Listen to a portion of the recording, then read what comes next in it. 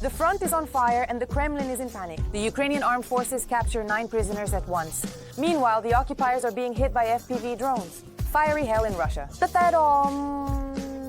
The largest ammunition depot exploded. The 51st arsenal was blown to pieces. Evacuation and a terrible incident for the enemy. Meanwhile, Trump is pushing for a shocking deal on Ukraine.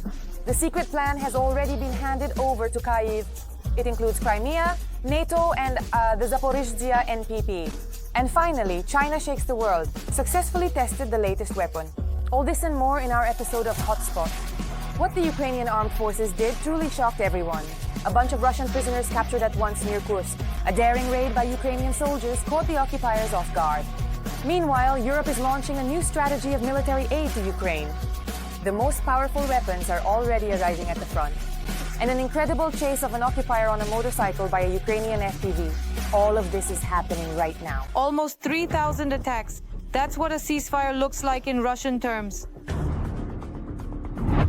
The most intense shelling and assault actions during the so-called ceasefire by the Russians occurred in the Pokrovsky direction, reports the Commander-in-Chief of the Ukrainian Armed Forces, Oleksandr Syrsky. Activity was also recorded in the Kursk direction. A total of 96 assaults, 1,882 shellings of Ukrainian positions, of which 812 were from heavy weaponry. In addition, FPV drones were used more than 950 times. The Russian Federation unilaterally sets the date, most importantly the time, and primarily reserves the right to verify or accuse, this formulation would be more accurate, alleged violations by the Ukrainian Defense Forces. The former advisor to the mayor of Mariupol, Petro Andriushchenko, reports on the transfer of equipment and troops from temporarily occupied Crimea. The Russian invaders are transferring equipment, ammunition, and personnel through Primorsk towards the Tokmak-Pologi direction in the Zaporizhzhia region. In the Zaporizhzhia direction, the Russian army is showing an increase in combat activities in the area of Mala Tokmachka, with the threat of advancing directly to the settlement of Orikhiv. The intensification of combat activities is primarily related to the transfer of operational reserves of the Russian army from the so-called Kursk direction. We are talking about units of the 7th Airborne Division, which were originally from the Zaporizhzhia direction and were transferred to the Kursk region after the successful Ukrainian counter-offensive began. Our fighters captured 9 soldiers of the occupying army at the Kursk direction. 2 of them turned out to be from the temporarily occupied Crimea. They went to fight for Putin, and judging by the fact that they surrendered, they are no longer happy about it. President of Ukraine Volodymyr Zelensky emphasized that Moscow has not responded to Ukraine's proposal for a complete ceasefire for 30 days after Easter, and also ignored the call not to strike civilian infrastructure. Although, frankly speaking, the Russian Federation did not adhere to the ceasefire it announced itself on Easter, as admitted by the propagandists of RIA Novosti.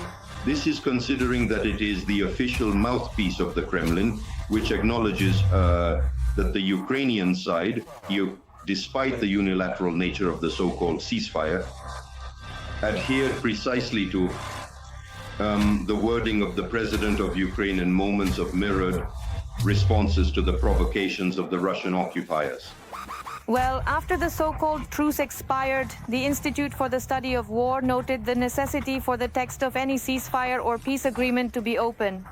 Also, according to analysts, it should be officially agreed upon in advance by all parties and include reliable monitoring mechanisms. While talks about peace are ongoing, everyone is preparing for war. The Washington Post writes that more and more European countries are considering the model of investing money into the Ukrainian defense industry, instead of sending weapons. Britain, fearing the unpredictability of American President Trump, is planning to become independent in weapons manufacturing. The British defense company BAE Systems intends to build 3 new factories in the country for the production of explosives based on RDX. This substance is used in 155mm shells for the British Army's guns and other types of weaponry. Currently, companies import explosives from the United States and France. Therefore, the UK fully understands the risk to its own defense associated with dependence on external supplies. But the most important thing being discussed is the 16-fold increase in the Paris production of 155mm artillery shells. Moreover, the majority will be supplied specifically for the needs of the armed forces of Ukraine. Unfortunately, the allies of the Russian dictator Putin are not lagging behind in armament. For the first time, Russian troops have showcased the 240mm M1991 multiple rocket launcher from North Korea on the front. This is confirmed by a new video showing the occupiers installing anti-drone protection on this system. Although no matter what the Russians install or what they write, they still face punishment. Like, for example, this unlucky motorcyclist who, like everyone else, who unexpectedly comes to our land, failed to escape from the Ukrainian defenders. This has never happened before. One of the largest ammunition depots in Russia has blown up. And this is right, near Moscow. A state of emergency has been declared. Meanwhile, a powerful assault by the Russian army has been completely torn apart. We will show shocking footage. This needs to be seen. All the most important updates from the front line in our report today. The Vladimir Oblast region is shaking from explosions. According to open data, the Russians stored over 105,000 tons of everything that shoots and explodes in the warehouses there. Missiles, shells, grads, smerches, Tochka-U, and components for the S-300. And then, boom, at the 51st Grau arsenal, something went wrong. Or rather, exactly as it should have. A powerful detonation, the sky is on fire, the road is blocked, and people from nearby villages are being successfully evacuated. Evacuation from Barsovo has also been confirmed. In short, the fireworks were a success. Fire and panic in the enemy's rear. By the way, all this happened 60 kilometers from Moscow. Just saying, in total 165 combat engagements were recorded over the past day. Yesterday, the occupiers launched 1 missile and 137 airstrikes on Ukrainian territory, used 3 missiles and dropped 253 guided aerial bombs. In addition, they deployed 2,651 kamikaze drones and carried out 5,832 shellings of our troops' positions and settlements, including 122 from multiple launch rocket systems. The aggressor carried out airstrikes, particularly on the areas of the settlements of Marjan, Krasnopilya, Vysoke, Malaribitsia, Pereval, Studenok, Lisa in the Sumy region, Oleksandropol, Pokrovsk, Novopavlovka, Muravka, Dakhnaya in the Donetsk region, Malinivka, Zaliznichnya, Shcherbaki, Stepnohirsk, Indazava in the Zaporizhzhia region. The aviation, missile forces and artillery of the Ukrainian Defense Forces struck large concentrations of enemy personnel, weapons and military equipment, 2 command posts and 6 enemy artillery systems over the past day. And now more specifically on each of the directions. Like David and Goliath, the large, high-tech and most importantly expensive Russian drone Forepost was destroyed by a Ukrainian anti-aircraft drone. Forepost was not developed by Russia from scratch. It is nothing other than the IAI Searcher, an Israeli drone for which Russia purchased a production license. It is manufactured in Yekaterinburg at the Ural Civil Aviation Plant. Its cost is about $7.5 million. And in the video, you can see footage of it being hit by a Ukrainian anti-aircraft FPV drone, which costs mere pennies. More expensive does not mean better, bigger does not mean better. And the armed forces of Ukraine once again proved this in practice. On the eve of Easter, the Russians decided to assault the Zaporizhzhia direction. They sent more than 300 infantrymen into battle, covered by 40 units of armored vehicles, tanks, BMPs, BTRs. They even brought along quad bikes. They thought they would break through, but not quite. The aerial reconnaissance of the Ukrainian Armed Forces responded lightning fast. They detected the columns 8 kilometers from the positions. Within a couple of minutes, drones and artillery were working on the enemy. They created a fiery hell for the opponent. Only the pitiful remnants of this army managed to squeeze closer. But even there, they were met properly. Mortars, machine guns, rifles. The Ukrainian Armed Forces swept everyone away. The 2-hour battle ended with a complete cleanup. The enemy lost 29 armored vehicles, and about 140 heroes went to Kobzon. These ones didn't live to see Easter either. Artillery created hell for the Russians under the assault march. Shortly before Easter, the enemy decided to launch a massive assault on Ukrainian positions, and it was in vain. Into the responsibility zone of the elite unit of the main intelligence directorate of the Ministry of Defense of Ukraine, Artan, came 6 columns, more than 300 assault troops, 40 armored vehicles, 3 tanks, and about 10 buggies. They thought it would be a blitzkrieg, but it turned into a blitz crematorium. The defense forces met them in such a way that these liberators will definitely spend Easter in another dimension. They accepted the batch of meat without a single shot. Near Kupiansk, the fighters of the 15th Brigade of the National Guard of Ukraine, Karadag, part of the 1st Corps of the National Guard Azov, set up a reception for the enemy near Kupiansk. They captured the occupiers quickly, precisely, and beautifully. The Rashists didn't even fire a single shot at the Ukrainian warriors. Apparently, they decided that they still wanted to live. Meanwhile, the defense forces in the south are showing a masterclass. Numerous enemy assaults are being thwarted. On the screens, you can see the exquisite work of the Ukrainian defense forces in the south. The following situation has developed on the front line over the past few days. The Ukrainian defense forces repelled the enemy south of Udakne. The enemy advanced near Kamenske and Dnipro-Energia. The enemy occupied Katerinivka and also advanced near Novo Preobrazhenka and Sukaya Balka. The enemy also advanced near Bilohorivka, Razlivi, and Uspenivka. In turn, the Ukrainian defense forces repelled the enemy in Udakne. The enemy advanced in Sukaya Balka and near Novo. And the enemy advanced near Razliv and in Constantinople. That's all for today. Expect more news and a Frontline report tomorrow. Every voice matters. Join our community, support independent journalism and help us bring you the truth from Ukraine. Become a member of Ukraine Today. Join us now. The Kremlin loudly announced a peaceful pause. 30 hours of a fictitious truce and not a second of silence on the front. Now the Russians themselves do not understand. Is this an attempt to distract, cover up tracks, or a direct preparation for a new grinding offensive? What storm of emotions did the truce cause within Russia itself? What is really happening in Russia?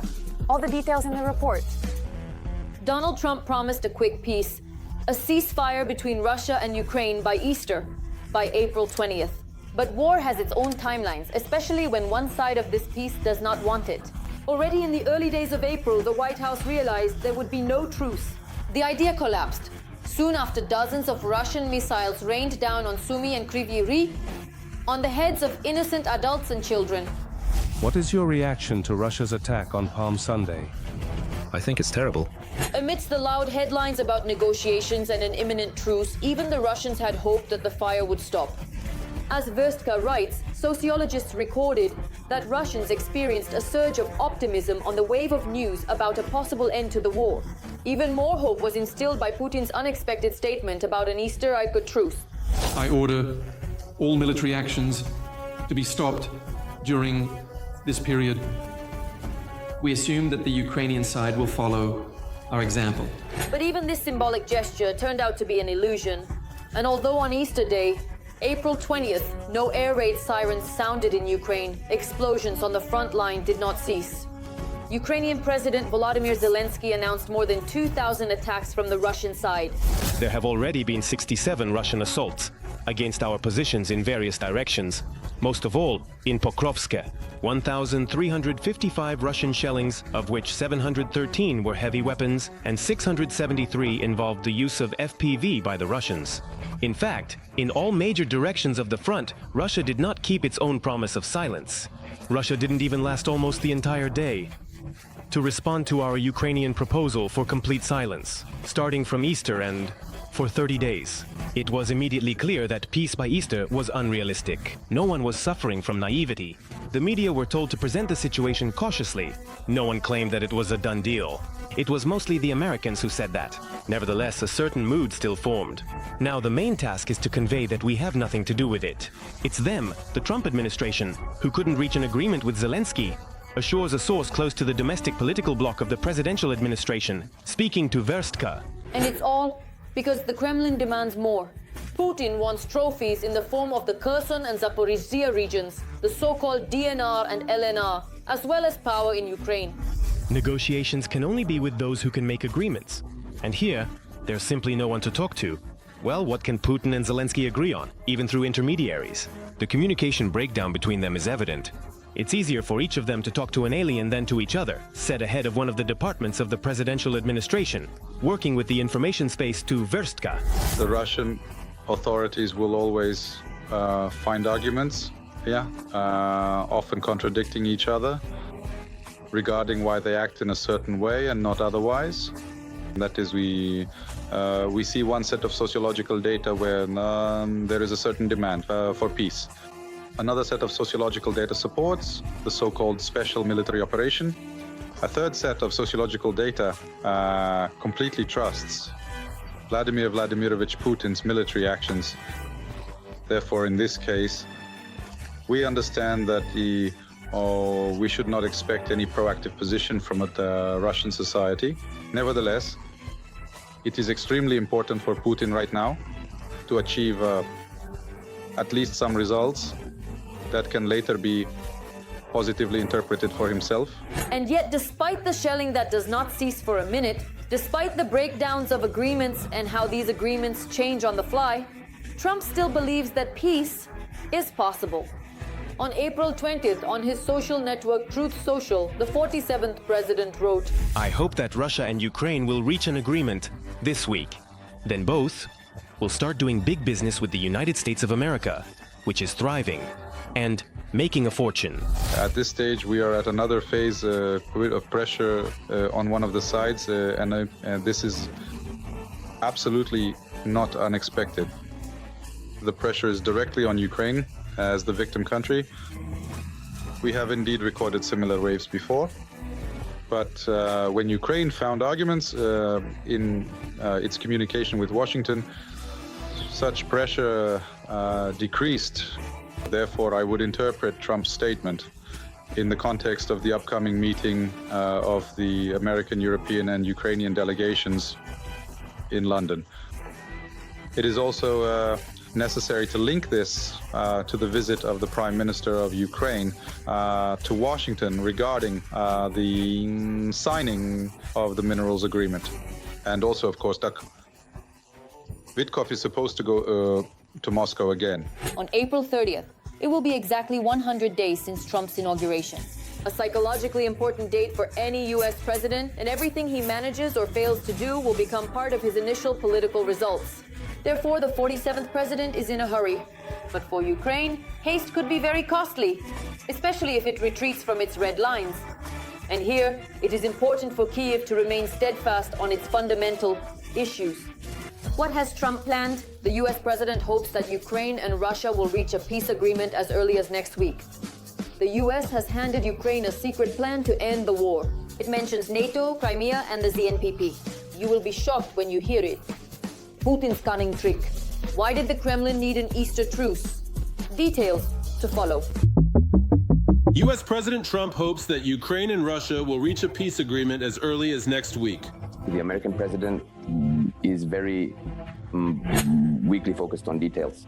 For him, the PR image and media headlines are more important. And so the Kremlin, understanding this, manipulates his desire to achieve at least some result in the progress of stopping Russian aggression.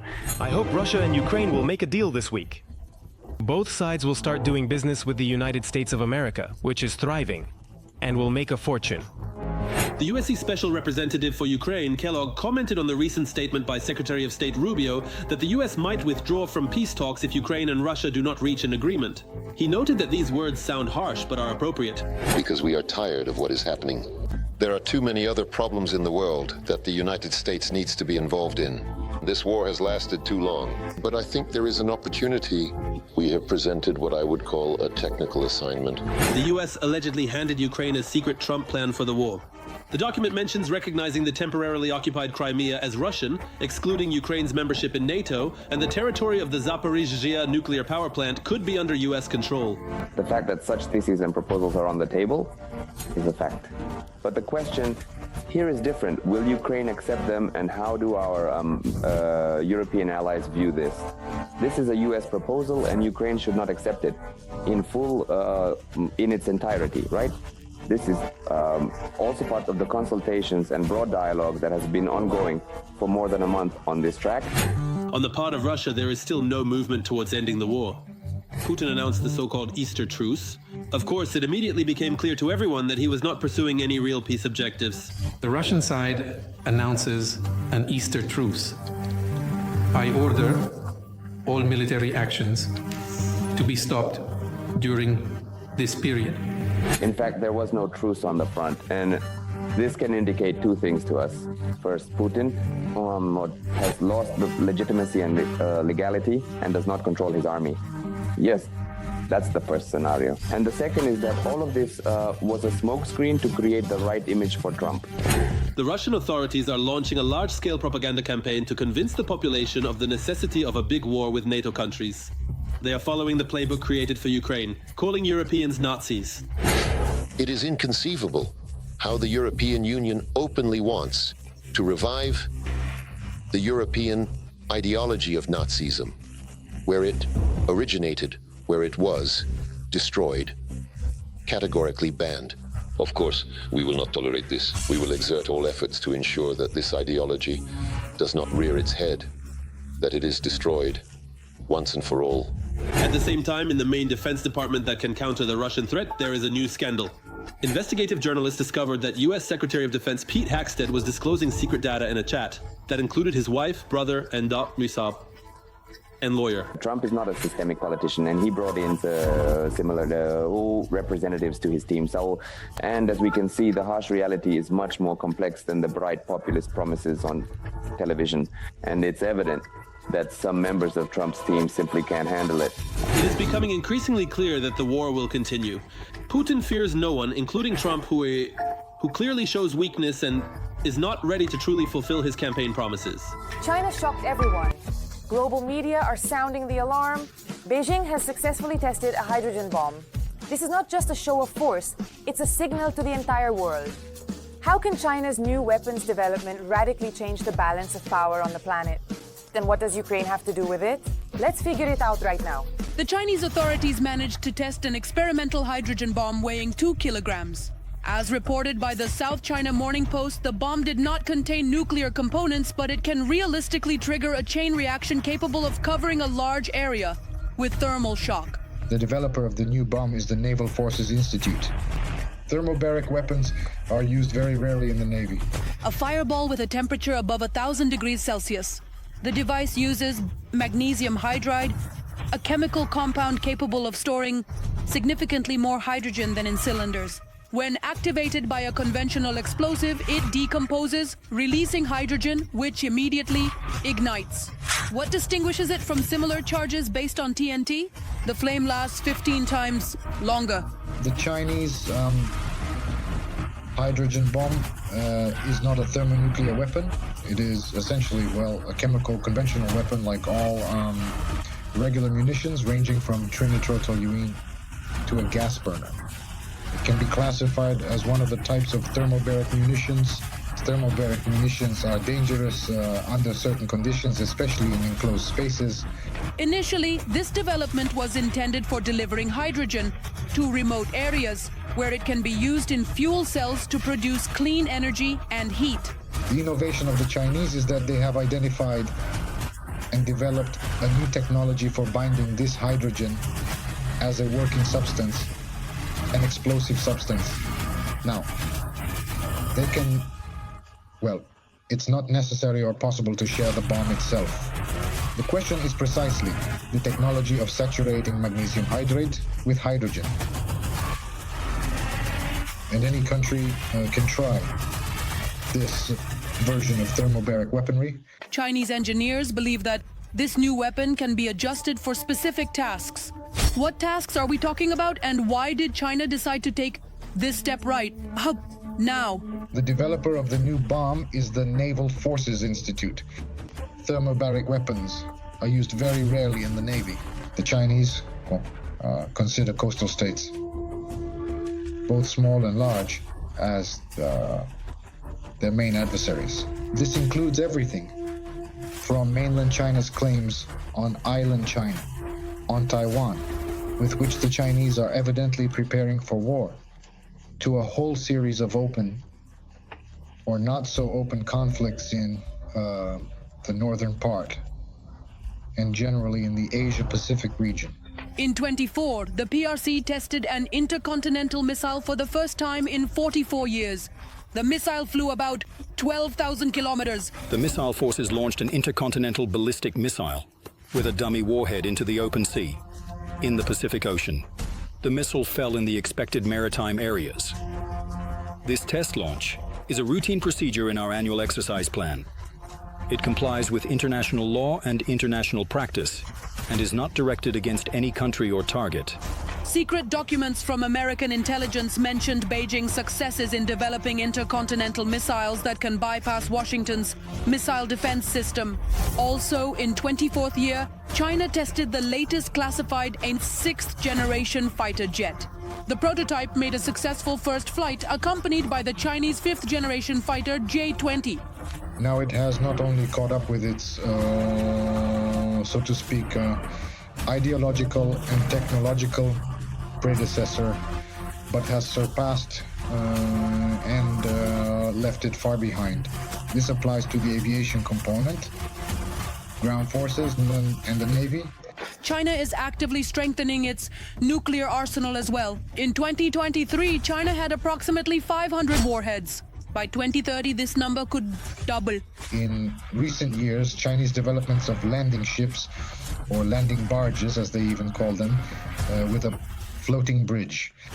That is, several of these ships not only carry troops on board, but also deploy a bridge onto the shore, bypassing the immediate coastal strip. Obviously, this is primarily, it's not a hint, it's a direct indication towards Taiwan. Beijing officially adheres to a no first use policy, ARDS. But this does not stop it from building up forces and developing the military sector by creating new missiles. Starting from ballistic and cruise missiles, well, there's a wide field here, but also the main direction as usual. We already see that cruise missiles may not be so much anti-ship weapons as weapons for striking deep into enemy territory. Beijing is actively investing in non-nuclear strategic technologies, DF-17 hypersonic missiles, long-range precision complexes, as well as electromagnetic and laser weapons. In addition to maritime countries, Beijing is also eyeing the Arctic. China, Russia, and the USA are already competing for it. China has long been present in the Arctic. Its geostrategic significance is very advantageous for these countries. They are ready to share the mineral resources there. China, which is a large, enormous transit country, transit through the waters of the Arctic Ocean is a short route, and the Chinese are interested in it. And secondly, naturally, the Chinese are looking further ahead. The Chinese are eyeing resources, hydrocarbons, primarily in the Lasson Arctic zone. Well, at the very least, they want their piece of the Arctic too. Now Beijing has also turned its attention to Russia. They understand that the Russian Federation is weakened by the war in Ukraine. This opportunity cannot be missed. After the Amur, which Putin easily gave to Xi Jinping, other territories of the Russian Federation might be next. China is armed and determined, and Putin understands this. That's all for now. But for more fiery news from the front, watch the next episode.